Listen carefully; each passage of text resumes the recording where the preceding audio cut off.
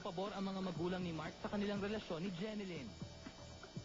Actually, hindi naman sa ayaw nila kay Jem. Nagkaayos na kami before eh. Dapat kami ng dalawa magtulungan, di ba? Sino ba magtutulungan kung di kami dalawa lang? 10 months na kami this last week of Feb. 10 months na nga raw ang kanilang relasyon and still going strong. Ayon kay Mark, he knows exactly where all these rumors are coming from. Inggit sa mga gustong agawin ako, gustong agawin si Jen. Tigas na mukha. Hindi sa mga siguro sa mga naiinggit lang siguro, yung mga walang magawa sa buhay nila, yung gustong pasikatin yung mga sarili nila. Ang wholesome na image ng starstruck survivor na ito, hindi rin pinalampas ng namamayaning issue ngayon ng nude video. Even Jeneline has her share of this form of multimedia exploitation.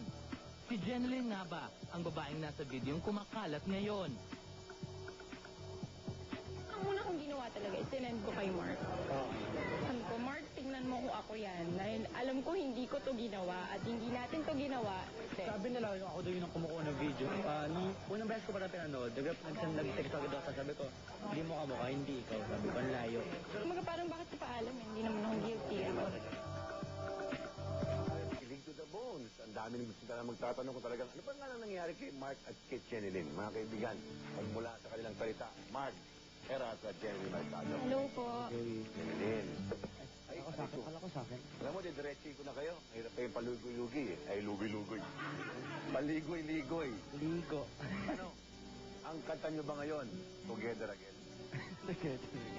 Hindi naman po kami Gusto namin pong liwanagin na hindi kami naghiwalay. Nagkaroon lang kami ng gap, tapos away. Kasi Yun. part ng isang relationship yun. Hindi na po mawawala yun. Ayun. In short, tampuhan lang. Tampo. Yan. Normal sa nag-iibigan yan. Opo. Pero yung tampuhan yun eh, hindi naman nauwi doon sa sinasabi lang naghiwalay. Hindi po kami naghiwalay. Yun. Kita-kita naman si dalawa in love na in love kayo. O sige, para maniwala ang mga nanonood sa atin kasi sabi nga nila, showbiz lang yan. Nagtampuhan yan, naghiwalay yan. Nagkaano lang yan para sa karir niya. Para mapatunayan natin, hindi kayo naghiwalay kahit kailanman. Okay ba sa'yo, Jeneline? Opo. Mark, Game. walang kopyahan ha. Ang mangungopya, magiging kalapate. Okay? Okay. Unang tanong. Kailan niyo huling sinabi ang I love you sa isa't isa? Yan. Timer. Kailangan mga 5 seconds lang yan ha. 5, 4, 3, 2, 1, 10. Up. Okay. Jeneline, kailan sa'yo? Kanina lang. Kanina lang sinabi ni Mark, I love you. Ikaw, Mark. Pakita mo. Shooting. Nung binaril ka ni Jeneline. Ay, hindi. Wednesday. Ibig sabihin, nakalimutan mo sinabi sa kanya I love you kanina? Eh, sino nang sabi sa'yo ng I love you kanina? Ako nakalimutan. Hindi ako yun. Sino yun? Ako na, medyo nagkakabukuhan tayo ng konti ito. Pangalawang tanong. Kailan at saan kayo huling nag-date? Yan. Walang kopyahan.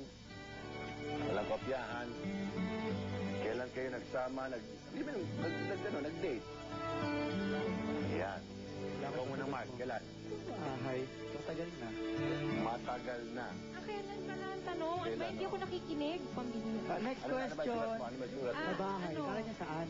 Ayun. Kailan ba yung sa bahay? Tagal na. Matagal na eh. Matagal na. Connect. Pwede na. Pareho. Medyo nagkalabola ng konti. Nag-date sila, matagal na, nag-date sila sa bahay. Parang may pareho, no? Next question. Kailan at saan lugar kayo nag-kiss? Remember? Walang walang kailan? Specific date. Day. Nag-kiss. Kahit saan? Yung pinakahuli. Kailan at saan, ha? Kailan at saan? Masarap ito. Bakit ako sa akin mo na nagtatanong ng ganyan? Okay. Kanina sa dressing room. Kanina sa dressing room. Kasi hindi kayo pwede magsinungaling eh. Pinakukunan ko kayo kanina eh. Meron pa lang po. Okay, next question. Pag nag-aaway kayo, sino ang unang nagsasabing I'm sorry? Yan. Ito price natin makikita kung sino nagpa-price sa dalawa eh.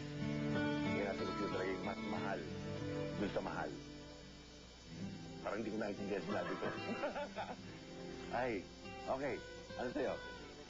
Kung sinong may kasalanan. Depende kung sino may kasalanan. Pero muna, Connect yan yung connect. pwede ko bang Kino-connect i-elaborate ng konti to? Sino bang madalas magkakala sa inyo? Ako? Hindi. Sino? Sino mas maraming sinabing I'm sorry? Ako yata. Ikaw. Ikaw, siya ba? Like kamukha ng pinakahuling I'm sorry mo, anong dahilan? Okay naman. Yung shooting din, di ba? Yung shooting. Oo, Shooting. hindi ka nakarating doon sa blessing ng bahay. Yung connect din yun eh. Isa na yon. Ikaw naman, Jeneline. Kailan yung huling nagsabi mo I'm sorry? Hindi pa eh. Ano ba? Nung... Kailan? Nung isang araw. Oo. Ilang araw. Ano, nagselos? O Hindi po. Yan lang. Yun lang. Okay, ito ang pinakamagandang tanong eh. Ako hindi kumabigkas tong salitang to. Kasi medyo natatakot ako sa salitang to eh. Sino ang pinakamadalas magsabi ng I love you? Yan. Sino? Aba! Si Mark. At proud na proud si Mark, ha? Proud na proud siya. Zoom in. Ako. Paki-zoom in. Tama na.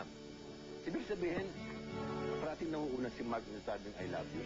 Minsan, Hindi kasi po pag kahit anong text mo nyari, good morning, I love you, kumain ka na, I love you, ganun. Parang hindi... So yun, parating 2 na lang ng 2. 2. Talagang, dapat nasasabi mo rin sa kanya yun parati. Lagi naman po eh. Pero alam mo, may kasabihan tayo, mas maganda yung ginagawa mo na lang kaysa sa sinasabi. Correct? Pero, alimbawa, paano mo sinasabi sa kanya ang I love you? May emotion ba yan? Medyo may tears. Siyempre may feelings. Paano? Gusto ko makita. May kiss yun, may kiss. Paano yan? May ganon. Yan. Paano nga? Pakita natin. Paano yan?